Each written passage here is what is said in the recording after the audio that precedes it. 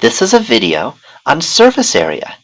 The question states, find the area of the part of the sphere of radius A over the circle of radius B for B less than A. So let's start by recalling that the surface area is the double integral over the region of the square root of 1 plus f sub x squared plus f sub y squared dA. So we need to find f sub x and f sub y, and we have a sphere as our surface. And the equation of a sphere of radius A is x squared plus y squared plus z squared is equal to a squared. I can solve for z and get that z is equal to the square root of a squared minus x squared minus y squared. There's no plus or minus because we're over the circle, not under it. So z is positive. So now I take some partial derivatives with respect to x and with respect to y. To take the partial derivative with respect to x, I use a chain rule.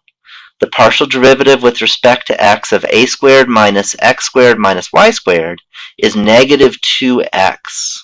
And the partial derivative with respect to x of the square root function is just 1 over 2 times the square root. So the 2 from the x squared becoming 2x, and the 2 from the square root that becomes 1 over 2 times the square root cancel. So I just get z sub x is negative x over the square root of a squared minus x squared minus y squared. Similarly, I need to get the partial derivative of the z with respect to y. And that's just negative y over the square root of a squared minus x squared minus y squared. You can notice a symmetry here. So now let's add 1 plus z sub x squared plus z sub y squared. And I get 1 plus, if we square these, the root cancels. I get an x squared on the top and a y squared on the top for this one, and they have the same denominator. So I can add them and write it as 1 plus x squared plus y squared over a squared minus x squared minus y squared. So now I can put this under a common denominator. A squared minus x squared minus y squared plus x squared plus y squared is just a squared. And I get that same denominator. So the next step is to look at the region, because I need to take a double integral over R. The region is a circle of radius B.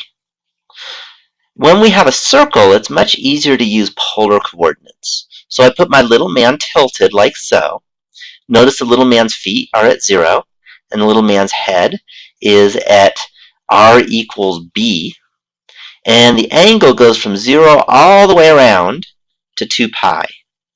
So I can put this information together and say that the surface area is equal to the integral from theta goes from 0 to 2 pi, from r goes from 0 to b, of a over the square root of a squared minus r squared.